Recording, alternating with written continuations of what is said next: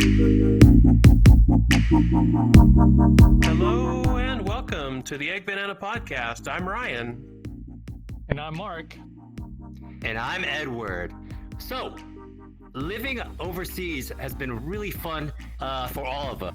And basically, the last couple seasons, we've been telling you our experiences, also giving you some insight on what it's like to live in Taiwan, as well as other countries. So, today's episode, we're going to talk about unique experiences we've had overseas, mainly in Taiwan, but also other places. So, before I start, Ryan, would you like to start? Well, could you tell the audience some unique experiences or things that you've done that you have not done back in the States, I guess? Yeah, sure. I mean, I've lived in a few countries. I've lived in, I guess, 6 countries outside of the U.S. One, if I rewind back to like my very first experience whenever I went overseas, and it wasn't Taiwan, it was Japan actually. I came to Taiwan for a brief period after that, but Japan was my first real experience overseas, and I still remember like getting like off the plane, out of the airport, and then on my way to like, I forget, I was staying at like a friend's place or something, and I just remember getting in a taxi from the airport to my friend's place or a hotel or wherever we were staying, and being on the opposite side of the road.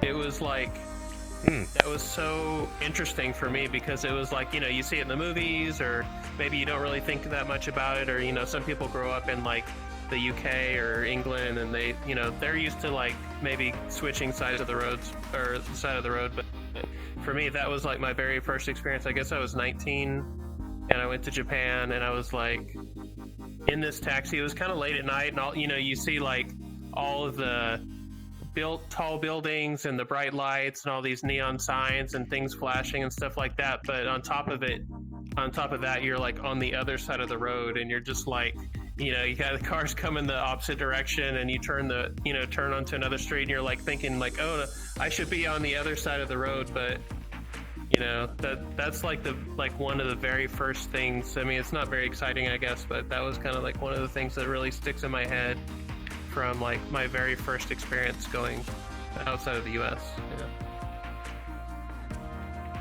Mark? Ryan, if you're done, I think I'm good for now. Yeah, maybe I'll figure out some more later. Okay. Mark? Edward? Okay. We're playing musical names. That's fine. So for me, okay, go ahead. I was just going to add to Ryan's story that my first time to Japan,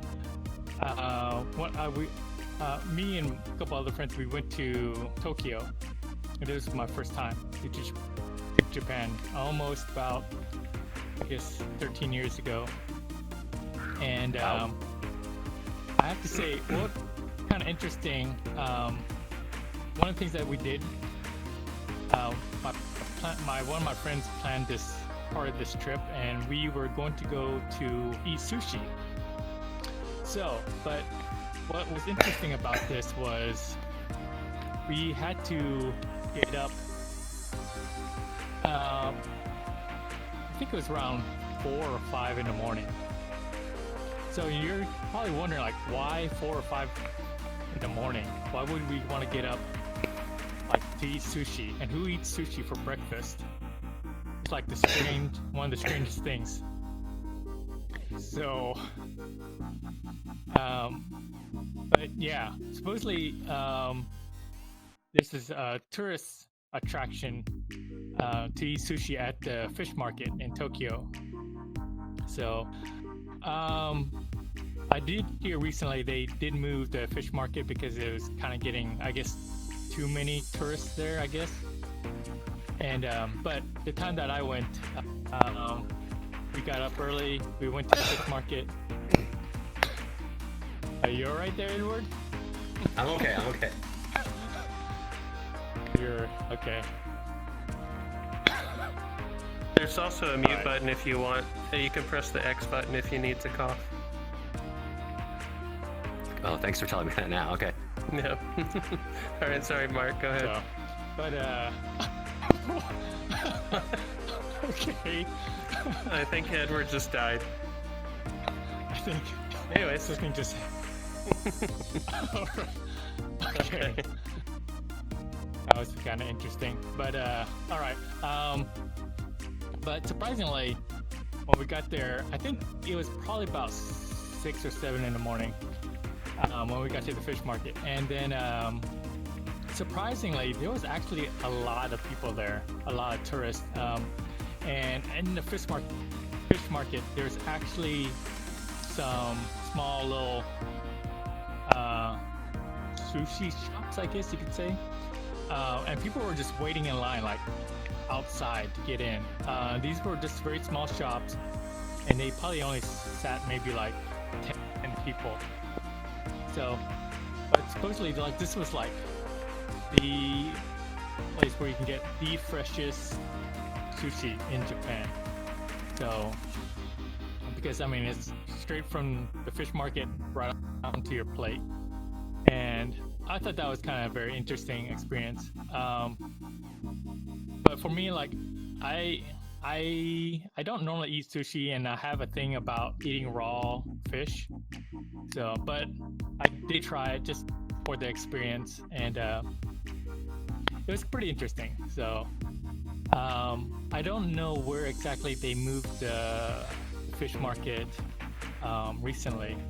So, do you know anything about that, Ryan? Like, I'm not familiar with it. Yeah, I was, even when I was 19, I was a vegetarian, so I didn't experience that kind of place. But I was going to ask you, that place wasn't like 24 hours, right? It was just like maybe it was opening and you went there early in the morning, or was it actually open all night? I think it was just for the morning. I don't know what the hours were, but I just know, like, we had to get up really early in the morning. So it's like you're eating sushi for breakfast, basically. So it was a strange idea in my head, and strange concept, I guess, for probably a lot of Americans. So, but yeah, it was kind of very. I don't know. I don't want to say popular, but there was a lot of people there, kind of like waiting in line outside the restaurants to eat, like, the ultimate fresh sushi. That's interesting. That reminds me of whenever I went to Korea, also for the first time, I was staying with my friend's friend. They had an extra room or whatever in their apartment or their condo or whatever it was, and they let me stay there for a couple of nights until I could get my own place, because I was moving to Korea at the time. And I woke up and they had breakfast prepared on the table. I think I've probably told you the story before, but I like kimchi. I love kimchi. I like spicy food. I think it's great. But I was kind of surprised to see for breakfast that they had kimchi on the table, milk, maybe some rice, maybe some dried fish or something, like, just different things. But I thought, like, it was really interesting to see kimchi for breakfast together with, like, milk and whatever. But apparently, in Korea they have all kinds of kimchi, some spicy, some not so spicy, but you could eat it for breakfast, lunch, dinner, any time. So yeah, I thought that was kind of interesting. That is kind of weird. Like, I have heard that before. Like, kimchi is like one of the staple foods or diets in Korea, South Korea, and I have heard that before. Like, they eat that like breakfast, lunch, and dinner. So that is kind of weird, or I don't know, weird, but it is very strange for a lot of foreigners to have like kimchi for breakfast with milk. Yeah, with milk. Just out of curiosity, I know for a lot of Americans, like, kimchi is called kimchi, and in Taiwan they call it pao chai. So, just out of curiosity, what does Japan have a special name in Japanese for kimchi? Yeah, kimuchi. So almost the same pronunciation. Yeah, so, I used to love to eat like a kimchi udon. Kimchi udon. Oh, okay. It was so good. Yeah. Sorry, Edward, you were saying? No, it just reminds me. It's like very close, like just like you said in the last episode, like cheers, char, and I was thinking about that. And then cha, and then also I'm sure you guys know it's like I call it like in Mandarin we have some like stuff that's like super easy. It'll be like I'm sure Taiwanese people know, but it's like McDonald's, My Donald, Coke. It's just, I'm just like, come on, you guys are. That's too easy. That's just so. I know. You made me laugh when Mark was like, "What's kimchi? Kimchi or whatever you said." I'm sorry. I found that hilarious. I'm sorry. Yeah. Yeah, but Mark, did you have more to say over there? I had one more actually. I was going through my photos from all my Asia trips and trying to think of ideas for this topic tonight. I did remember in Japan, and I was trying to think if I had seen it anywhere here in Taiwan. But in Japan, it's kind of interesting. Not all restaurants, but a lot of small restaurant shops, they actually have something that looks like a vending machine right outside the door. So basically, I don't know, some has pictures, some mostly just have like names of the dishes and a button. So basically, you put your money in this machine and you select what you want, and they'll print out like a little receipt or a ticket. And then after that, you walk into the restaurant and you give the chef the ticket, and then they'll prepare the food for you. And I thought this is kind of really very convenient, especially for foreigners. Especially like for me and my friends. Like the first time going there, like we had like zero Japanese speaking ability. So there's like no way that we can communicate with the Japanese. But yeah, it was very convenient. Like, so we got to take one in, just sat down, they prepared the food and just brought it out to us. I do remember like my friend, he was trying to like somehow like just start small talk with the Japanese, but it's like kind of a failure. So, but we tried. So. But yeah, I thought that was another interesting thing. I don't know if I've seen anything like that here in Taiwan, but I thought that was very convenient for Japan. Yeah, I have seen it at a few places here in Taiwan. There's also one around the corner from my place, but it's also a Japanese restaurant. So like at the door, they have like one of those vending machines where you can just put the money in and choose what you want, and then you give the printed ticket or whatever to the chef or cook. Yeah.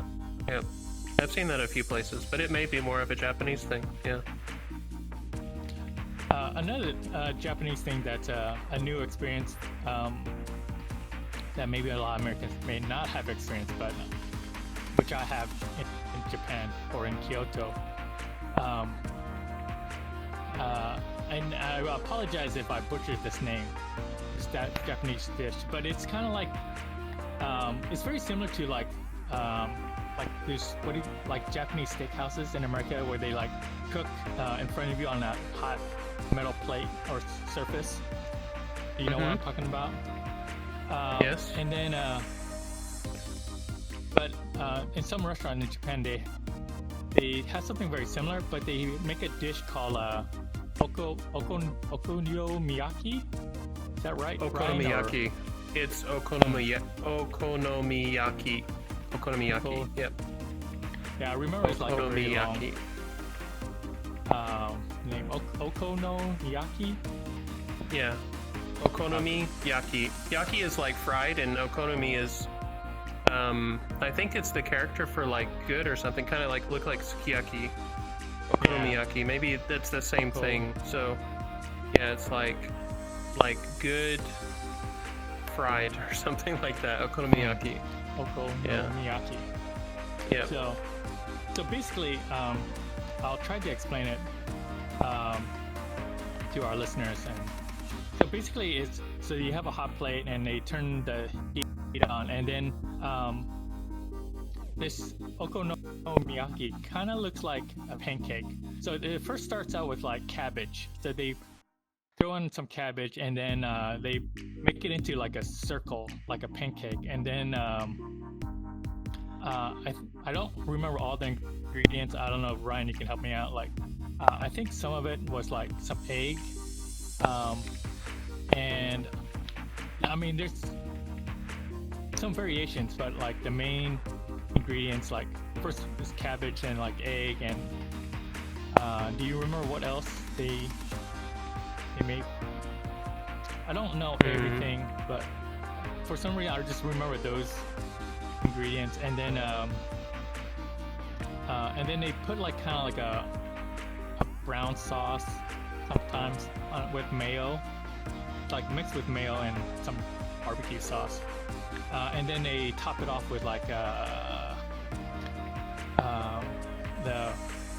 it's like a dried fish flakes kind of. Yeah, katsuobushi. Oh yeah, katsuobushi. So I don't know. That's actually, to me, I think it's pretty delicious. So definitely, I would definitely recommend that for a lot of foreigners who go to Japan. I do know like they do have that here in some places in Taiwan. So, but Yeah, I also saw that in the Philippines. There was a place in the Philippines that had something similar, I think. But yeah, that's not really something that I ever eat. Usually when I go to that kind of place, I just have like yakisoba or something like that. But they also kind of make it on that same thing, and right in front of you, you can see them making it. And then they'll put like cabbage or the noodles, and then some sauce and stuff, and then yeah, it's pretty good. Edward, you've been really quiet. Well, That's I was okay. going to pass that on. Go ahead. Go ahead. Yeah, here in Taiwan, they have it's called teppanyaki, or is that correct? Teppanyaki. Teppanyaki, yeah. Yeah. I do remember, like Edward, you had gone to one near Taiwan. It was Tai Power station. 台电大楼 Zan Fujing. yeah. Yeah. So it's So it's near Sida Night Market or Sida Yesu, basically. Did you want to say anything else, or okay? No, I was trying to like transition that to you. So for Thank you. Then I dropped the baton. No, first I'm gonna co-sign with what what Ryan said earlier in the episode. The first time I went to Hong Kong, because I haven't been to Australia, but everything, like cars on the other side, it kind of took me a minute. I was thinking like there was no way I'd be able to drive here, because like you're just kind of used to driving on the right, on your side of the road. So that was interesting. And then kind of to piggyback what you were saying before, it's a little bit different, but in Taiwan I noticed, I think primarily Japanese restaurants, a little bit different from the vending machine. When you sit down and then they have like the iPad looking tablet at your table, and then you could kind of, or the little monitor, and then you could kind of pick the food that you want, and it would kind of go around on a conveyor belt. I don't think, it's been a while since I've been in America, but I don't think the US has that, or I don't remember seeing that in the US. So I remember those kind of left a impression on me for that. You're talking about the kaiten sushi? Yeah, sushi, like the conveyor belt sushi places. Well, there's the conveyor belt, which is like Sushi Express, where you just grab it, right? But then there's certain restaurants where there's like a tablet at your table, and you could kind of scroll through and, pick appetizers, pick drinks, and then you order it, and then it has to like go around and like kind of like on an honor system where you're like, okay, I'm gonna take mine. I'm not gonna take someone else's. Like if I just ordered it 5 seconds ago, and it comes out like that's probably not mine. So I thought that was kind of interesting too. Yeah. But for me, I'm gonna. So for me, I think. Let me see here. Okay. I went to Penghu, and Penghu is a very beautiful. I'm really bad with geography, but it's kind of like an island outside of Taiwan. I think it's like you actually have to take a airplane ride. It's like 30 minutes, and it's a very beautiful kind of rural area. And then the reason I'm mentioning it is because number one, I did snorkeling there, which I surprisingly or unsurprisingly I never did that in my life. So I thought that was kind of cool. Like I went with a friend. You go to a school, you get wetsuits. It was a very interesting experience. I probably, based on that experience, I don't think I could ever do scuba diving because I get kind of like panic attacks, and I was coughing and getting very nervous. So I do not think I could do the scuba diving, but snorkeling was really cool. you get to like kind of like see all the fish. The fish are swimming around. They give you food so you can kind of feed them. It was a very interesting experience. And then also Penghu itself is interesting to me because one thing really made me laugh. It was like a movie poster for like Godzilla. It was like 2010, 2011 Godzilla. And instead of having the poster, I don't know if this was done on purpose, someone drew like a really bad picture of Godzilla like on a poster. It looked like basically something that my nephew would draw. No offense, my nephew is awesome, but what I'm saying is it was very childlike. So that like that kind of left an impression on me. So I would say snorkel, like, you know, I never did that in the States. And before I talk about other stuff, I just think overall, I don't know if it's the same for Ryan and Mark, I just do a lot more kind of outdoorsy activities and things that I never really did in New York. Not saying that you can't do it in New York or other places I live, but I just never did, like, for example, hiking.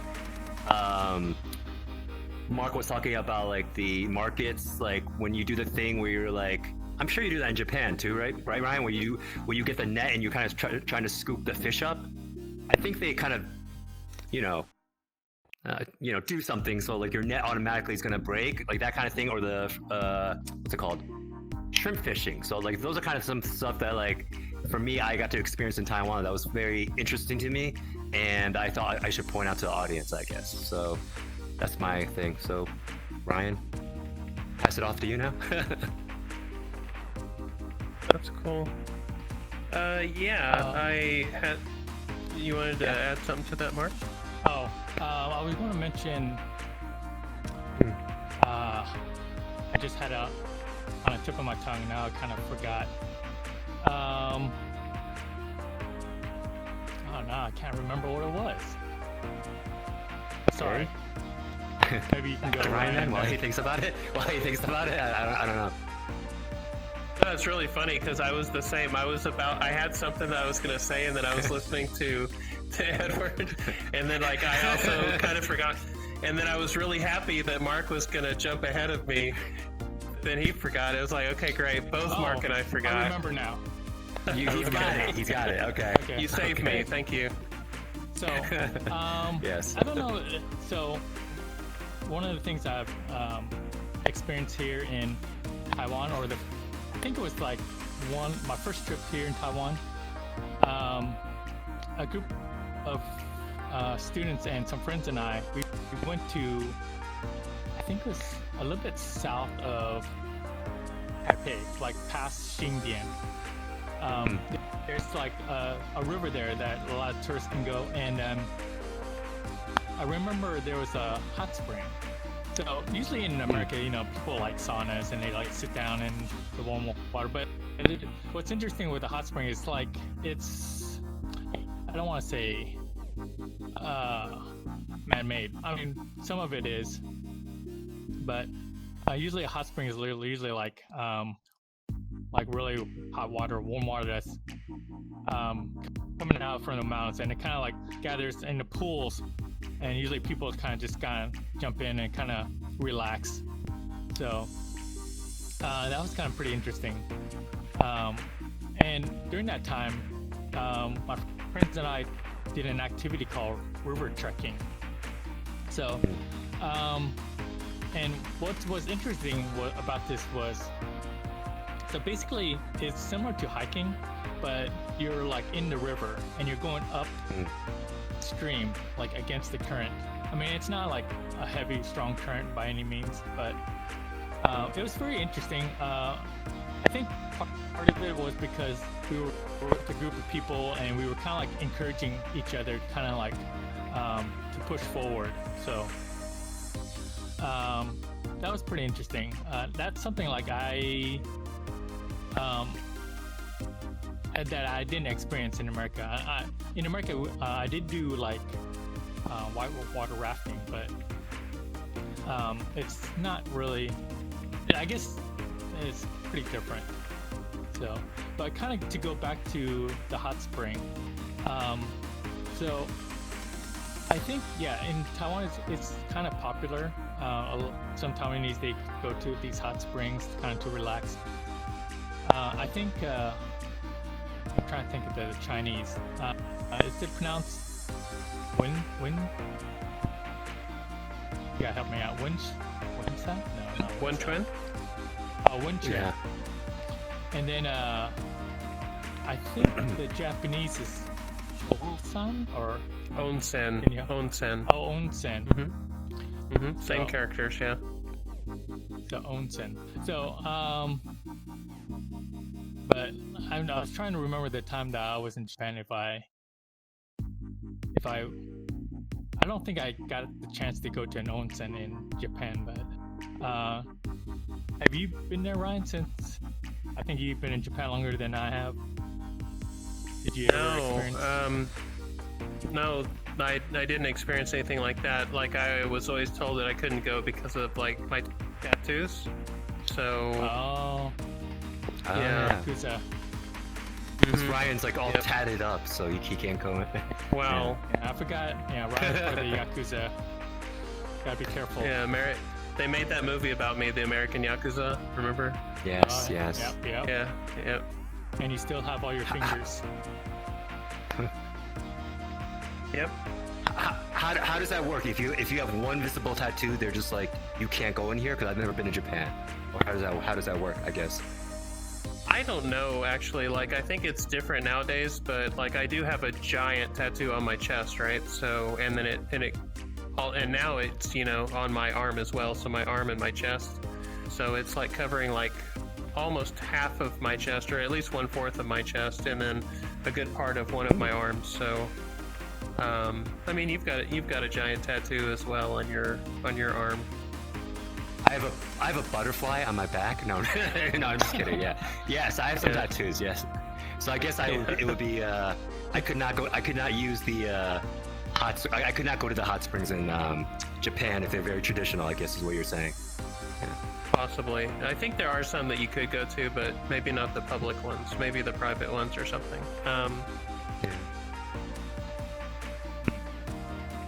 Well, I was good. Yeah. Well, I was gonna say another new thing. I don't know if you guys ever tried it. Was paragliding. I went to where was it? I don't even remember. I want to say Kunding, but if I'm wrong, don't get angry at me.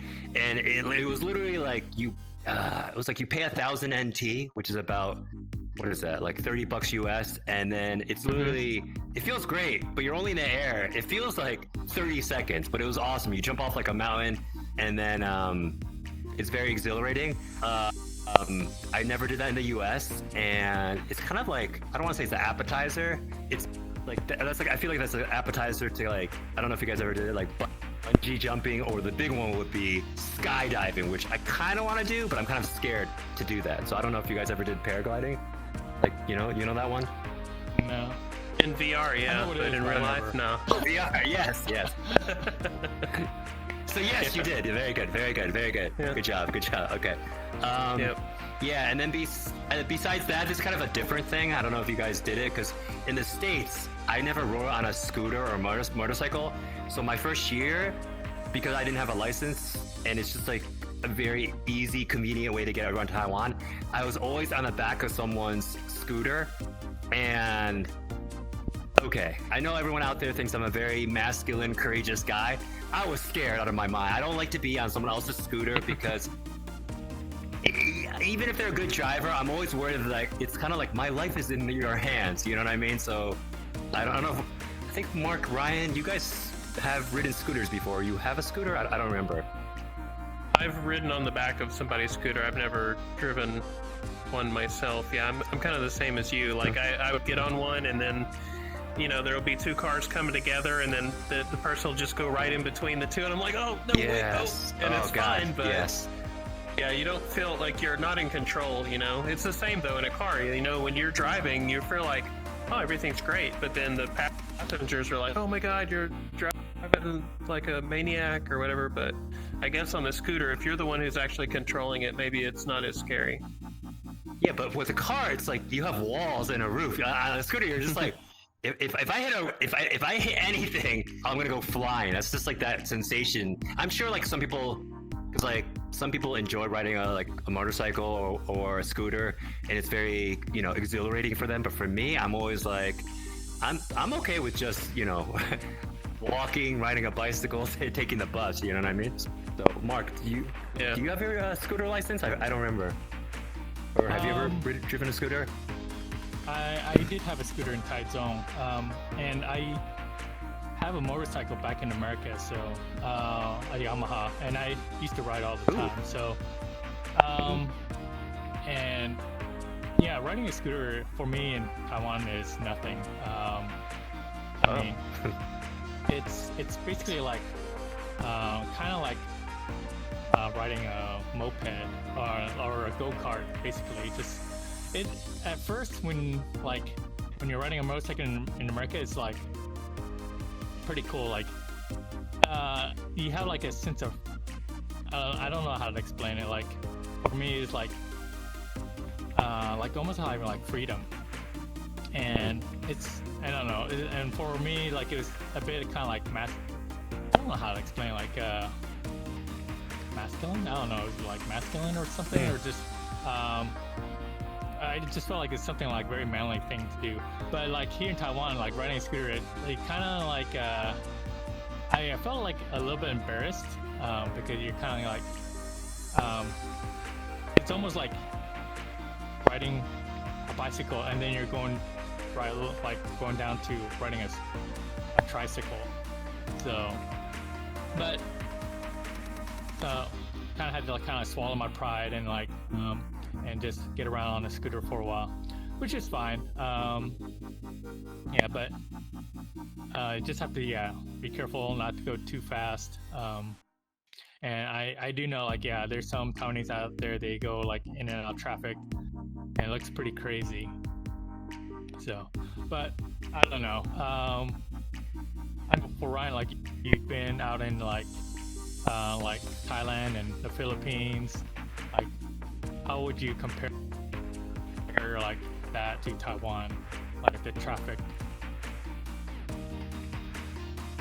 Yeah, traffic in any major city, you know, like if you're talking about Philippines, like I guess Manila or Cebu, traffic is really horrible.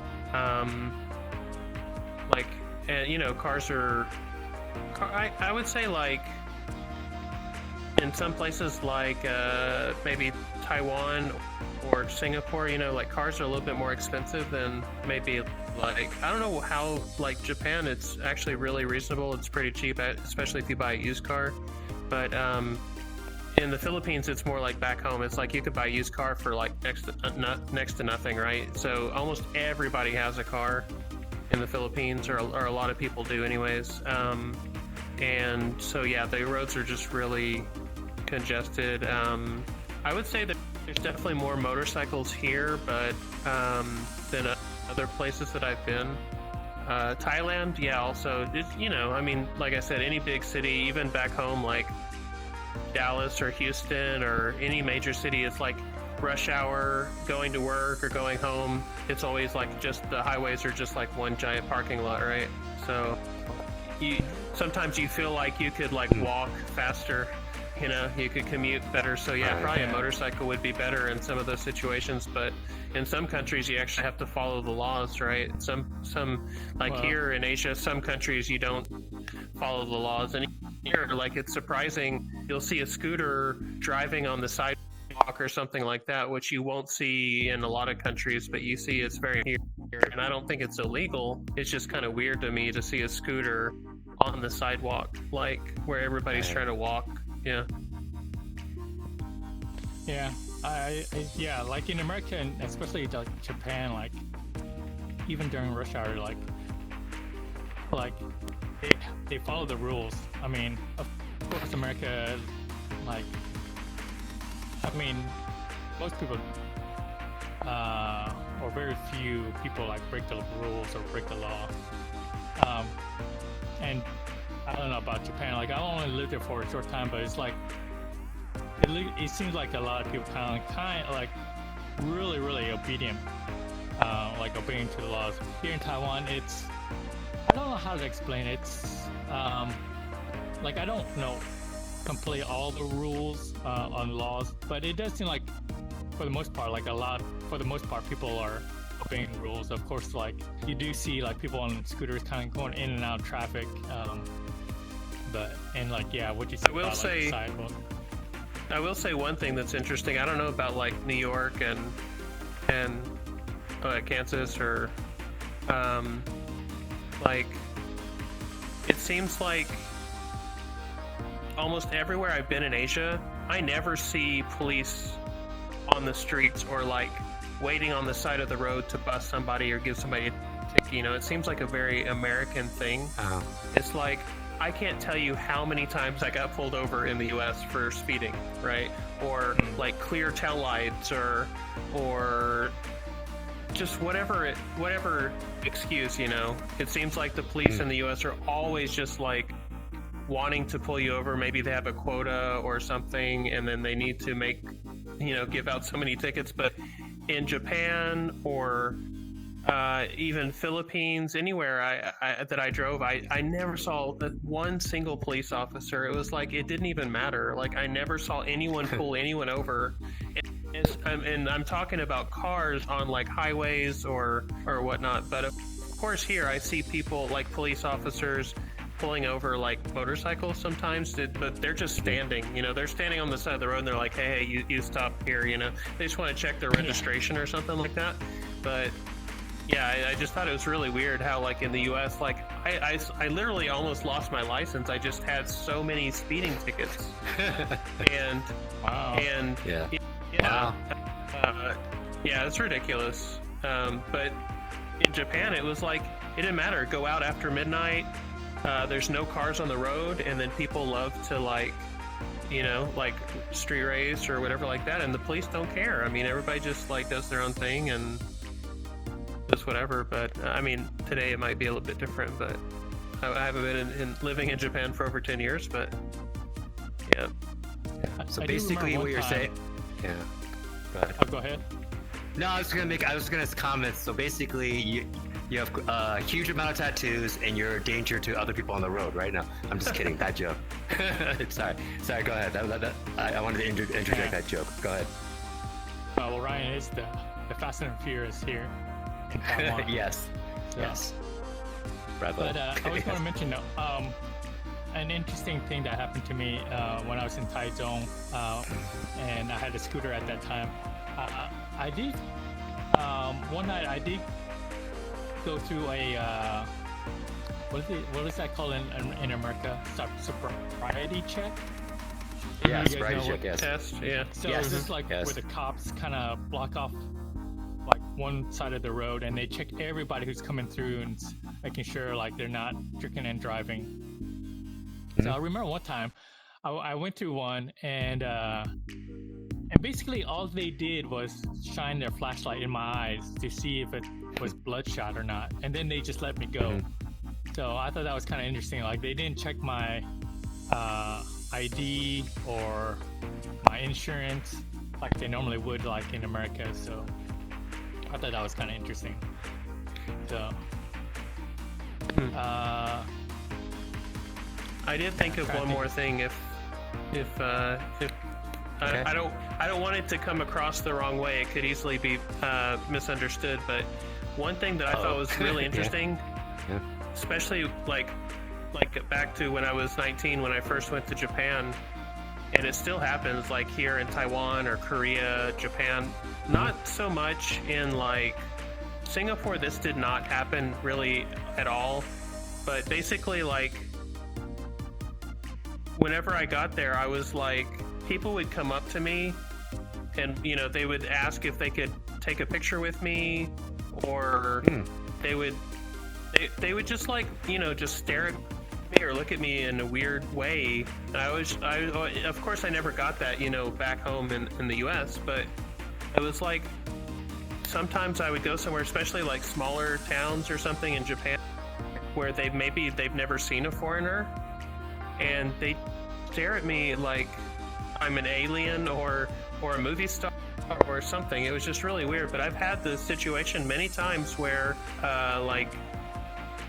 usually it's like either a group of people or like some girls or somebody come up to me and just ask like, can we have a picture with you or something like that. And I felt like it's really weird because like they treat me like I'm a movie star or something like that, right? But I'm like, obviously I'm not. So it's like, it was kind of like a very weird experience. And then so like, I experienced that in Japan, Taiwan, and Korea.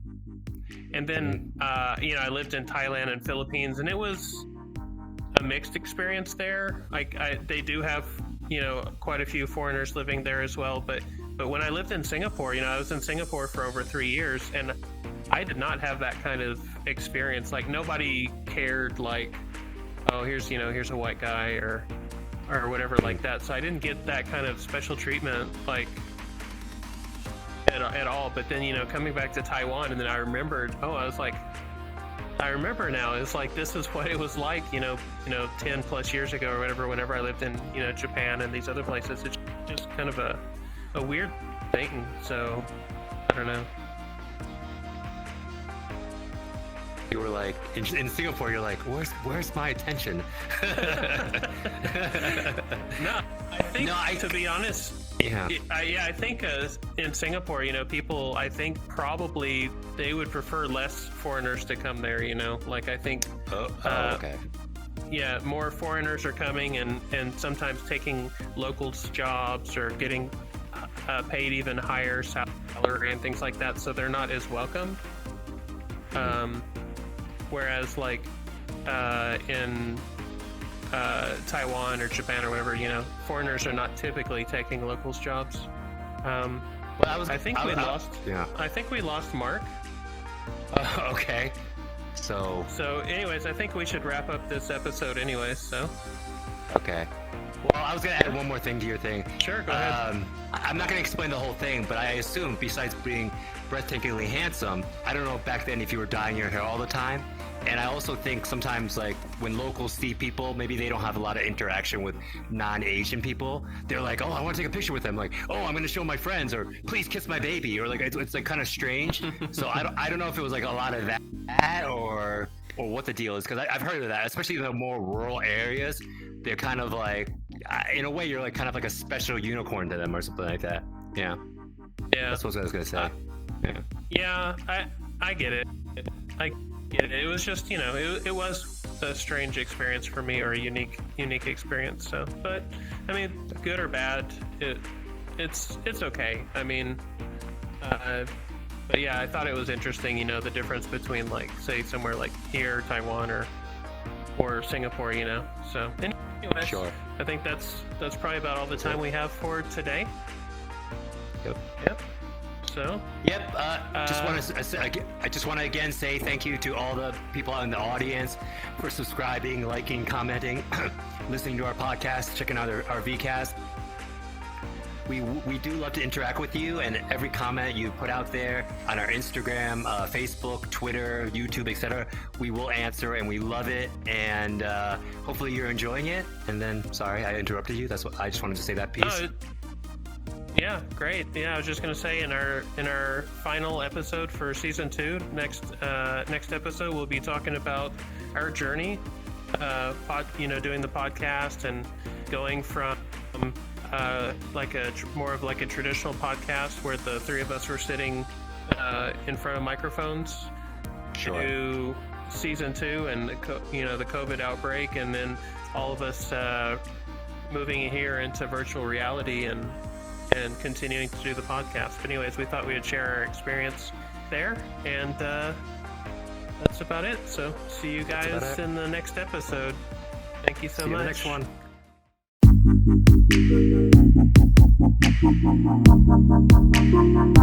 one.